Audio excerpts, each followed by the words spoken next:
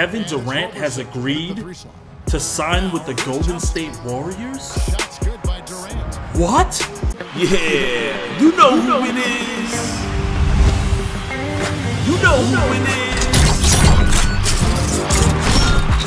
If you don't, it's your boy Shane. So what up, 2K fans, NBA fans alike? Yes, it's true. Kevin Durant just signed a 2-year, $54 million contract with the Golden State Warriors. Durant is a former league MVP playing alongside the current two-time reigning league MVP, Steph Curry. He's just signed a deal to a team that just won 73 games, officially the greatest regular season team in NBA history, back-to-back finals appearances, the team that defeated his former OKC Thunder, in which he was only one win away for a shot at the NBA title himself. Wow! I'm sorry, but from the outside looking in, that appears to be the weakest move I've ever seen by a superstar player in NBA history. I said a tweet out about this, and I said it way before I heard anything from Stephen A. Smith, so come off the whole Stephen A. Smith stuff. Now here comes the arguments from the Golden State Warriors fans and the so-called Durant supporters. Argument number one, he just wants to get a ring. True. But where's the competition? The Cavs barely beat the Warriors this year. Some say if not for the suspension of Draymond Green, the Warriors would have a title right now.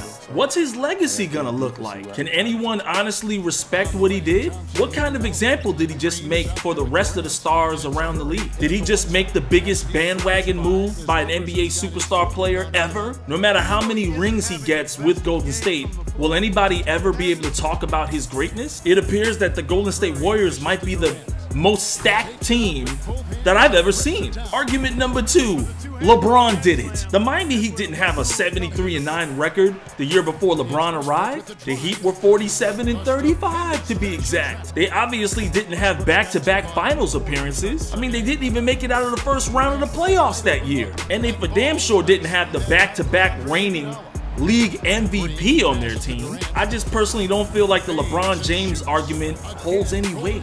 Argument number three, forget the haters, get money, and get rings. Now that's kind of hard to argue with. And let's face it, the Kevin Durant and Russell Westbrook duo, as great as they were, very similar to Steve Nash and Dirk Nowitzki, Shaquille O'Neal, and Anthony Hardaway, it just didn't work out. Durant's been in the league for 9 years and he has no rings. Durant has been pressured by so many other media outlets to not end up as another ringless superstar. So it is kind of hard to blame him for wanting to get his. But a lot of people are looking at this like he's taking the easy way out. Can't really be mad at him for taking the money either. Mike Conley just signed a 5-year, $153 million contract, the biggest contract of all time.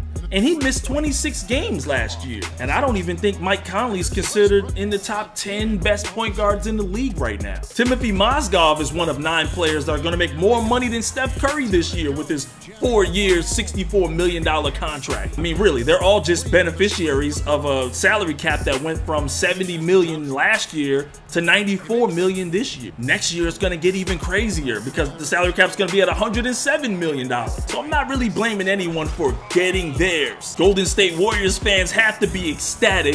There will be no excuse for the Golden State Warriors to not capture another NBA title this coming year. Heck, they even have the potential of beating their 73-9 record. I feel like Golden State has left little room for debate on who's going to win the title. It's possible that Kevin could mess up the flow for Golden State, but I seriously doubt that. Besides Warriors fans, I have to imagine that everyone's going to be rooting for everyone except Golden State next year. And lastly, I think that Kevin Durant just solidified LeBron James's legacy even more now. I mean, he took a trash team to the NBA Finals twice, actually won it in historic fashion. So I don't know, this kind of rubs me the wrong way with Kevin Durant's decision because it's kind of like we already know now Golden State's gonna win the title. There's almost no argument there. I said it before, but it does feel like Kevin Durant just took the easy way out. I mean, he could have went to other teams. Of course, as a Knicks fan, I would have loved to see him go to New York and help revive a terrible team, bad organization, bring them into the playoffs and give them a solid road to the finals. But heck, he could have went anywhere. He could have went to a whole bunch of different places. just not Golden State. That just looks crazy. But I ain't really mad at him. It's going to be interesting to see how players play NBA 2K17 next year. I don't think anyone's going to use any other team but Golden State. Let me know how you guys feel in the comment section. Is this a good move for Durant or a bad move for his legacy? If you enjoyed this video, give it a thumbs up to show your support. Subscribe if you're new to my channel, and I will be back with more NBA news, NBA 2K17 news, other gameplays for you guys later. 16. I don't know if there's a fan base that loves their star more than this crowd. Wow. I'm getting jealous. And he feeds off that support. Once they got behind him, he became unstoppable, man.